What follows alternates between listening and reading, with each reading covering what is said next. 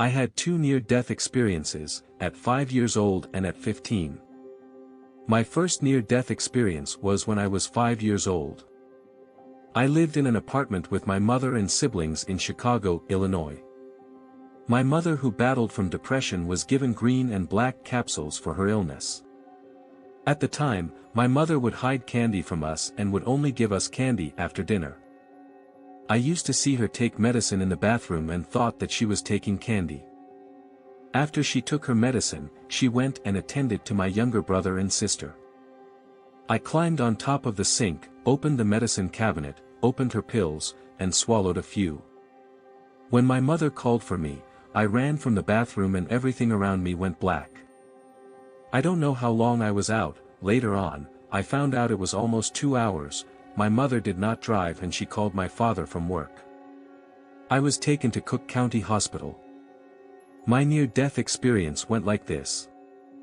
I was climbing up a long golden ladder up through the clouds, and I was climbing very, very high, and at the end of the ladder there was a man. For me, it was God, who met me. He was of medium build with white shoulder-length hair, with a white shiny white beard like angel hair, and had on a white robe with sash. He took me by my hand and we walked towards a marble bench where he sat me in his lap. I felt very weak and tired from the long climb. As he sat me on his lap and laid in his arms, I reached up, touched his beard with my right hand, and felt the most immense sense of love and understanding. Until this day this feeling has never left me. He stood me up and took me by the hand, and as we were walking, we went to a white marble room where there was a huge screen and pictures of my life were flashing very fast. In the screen were the most surprising images that have never left me. They were of a previous life. From backward images, I saw myself as a young blonde-haired young man. I was killed in a car accident and I saw myself leaving the scene with a briefcase walking towards the screen. Before that, I saw that I had lived in a suburb in a pale yellow ranch home with a long driveway. Outside the driveway next to the car, I was saying goodbye to my wife, my almost 2-year-old daughter, and son about 4 years old. After the kisses and goodbyes, I got in my car with my briefcase to go to work. After the review, I was led to another marble room where there was a huge open book on a marble table. My guide sat behind the table and with his index finger pointed in the book, he scanned through the page to see if he found my name on the book. His head lifted up and looked at me. A wave of guilt overwhelmed me. I did something very, very wrong. No one had to judge me. I judged myself and knew I did wrong. My guide spoke to me through my mind and I was shown a picture through a cloud of my mother dead in the center of the floor with my father, brother and sister crying around her.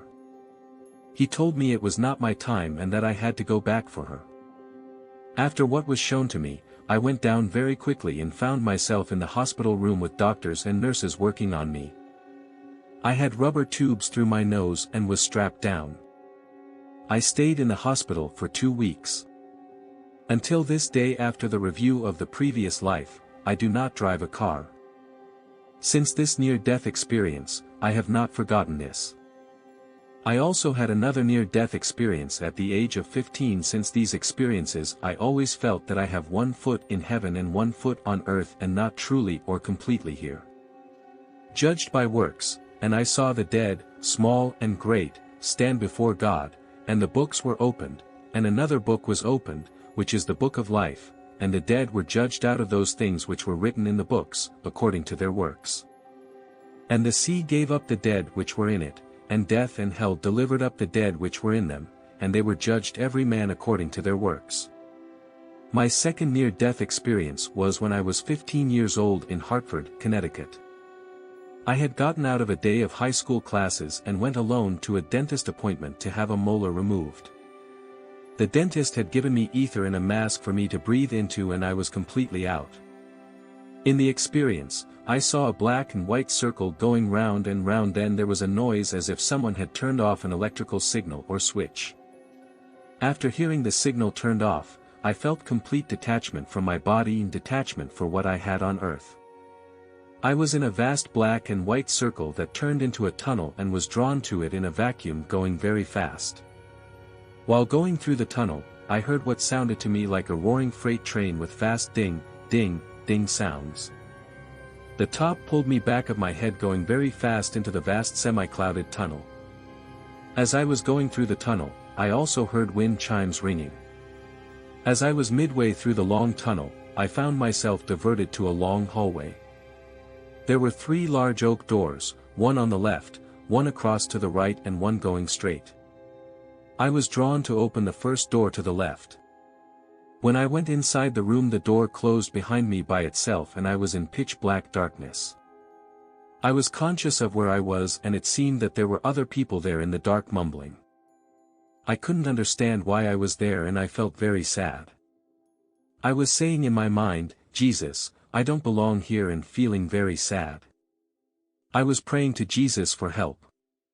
As I prayed the Our Father prayer, I saw a pinprick circle of light and the circle was getting larger and larger, as I saw myself in the dentist room. I saw myself, my body, on the dentist chair with the dentist and nurse violently pulling me and shaking me to wake up. I saw the doctor extremely upset and the nurse very distraught. As I was seeing this, I was pulled right back into my body. After going into my body, I was very weak, like a ton of bricks were piled right on top of me, and the dentist and nurse were very upset with me. The nurse right away held my head down by my knees to bring blood flow to my head. I did not go home until about an hour later because of the weakness. This experience was real and it has never left me. I know now that when you die, you lose close attachments to the ones you leave behind and to personal possessions. There is care but not heartache. To me there is a mission why we are here. There was total detachment of feelings, no sorrow, but care, and there is a higher power, one we have no control over.